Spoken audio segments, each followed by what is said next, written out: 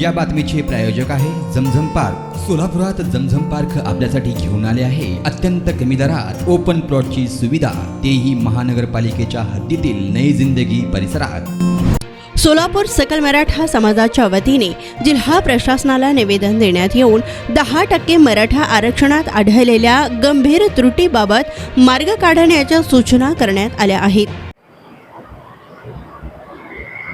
आज आम्ही सकल मराठा समाज सोलापूर शहर व जिल्ह्याच्या वतीने माननीय जिल्हाधिकाऱ्यांना निवेदन द्यायला आलो होतो। 10% मराठा आरक्षण जे राज्य शासनाने जाहीर केले, जे आम्हाला मान्यच नाहीये, पण जाहीर केले, त्याची प्रोसेस चालू झाली आहे। पोलीस भरतीची प्रोसेस काल 5 मार्च 31 मार्च पर्यंत प्रवेश प्रक्रिया चालू झालेली आहे। फॉर्म भरायला सांगितलेले आहेत।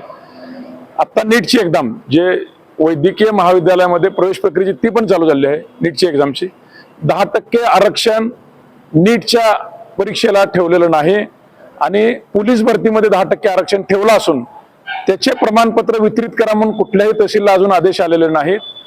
त्यानंतर त्याला क्रिमिनल लेअर मध्ये पण राज्य शासनानं ते वेळखाऊ धोरण आहे। 31 मार्चची मुदत त्याला नाही सापडणार, विद्यार्थी त्या परीक्षेला बसू शकणार नाहीत। आणि सगळ्यात मोठं दुर्दैव असं आहे की मराठ्यांना EWS आरक्षण बंद केले। का बंद केले तर इकडचं 10% दिले म्हणून, आणि या 10% मध्ये देऊन वैद्यकीय मध्ये प्रवेश मिळत नसेल तरी दिलेलं आरक्षण काय कामायचं आहे। त्यानंतर 10% आरक्षणामध्ये पोलीस भरतीमध्ये पण अजून प्रमाणपत्र वाटप नाहीये, अजून नॉन क्रिमिनलचं आम्हाला सर्टिफिकेट मिळत नाहीये आणि ह्याने 31 मार्च शेवटची तारीख दिलेली आहे। तर हे पोलीस भरती प्रक्रियेमध्ये असलेल्या तरुणीवर मराठा समाजाच्या खूप मोठ्या अन्याय शासन करत असून त्यासाठी जे निवेदन दिले आहे याच्यावर एकच मार्ग आहे, नीटची आणि पोलीस भरती प्रवेश प्रक्रियेची याची मुदत वाढ केल्याशिवाय शासनाला गत्यंतर नाही, अन्यथा सकल मराठा समाज खूप मोठ्या प्रमाणावर रस्त्यावर उतरून शासनाच्या विरोधात नक्की आंदोलन केल्याशिवाय राहणार नाही। या मुद्द्यावर तुम्ही स्थानिक आमदार सचिन कल्याणशेट्टी यांच्याशी चर्चा झाली असं कळतंय, नेमकं तो प्रकार काय होता?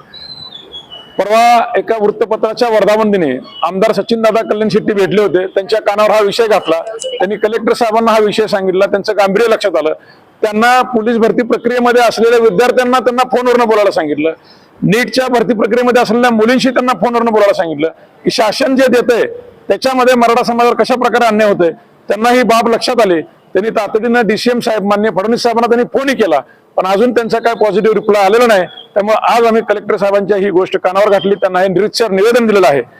लवकरात लवकर या विषयावर तोडगा निघावा व मराठा समाजाला दिलेलं जे आरक्षण आहे 10% त्याचा लाभ मिळण्यासाठी शासन स्तरावर प्रयत्न व्हावेत, अन्यथा शासनाला त्याचे परिणाम भोगावे लागतील।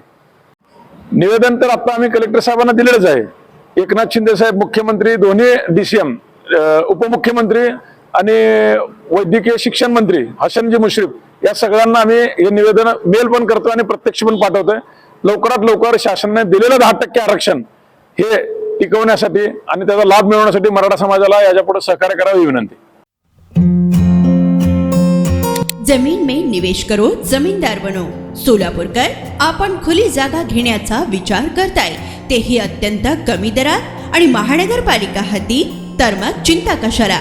जमझम पार्क आपल्या परिवारासाठी घेऊन आली आहे नई जिंदगी परिसरात तब्बल 3 एकरचा ओपन प्लॉटचा खजिना।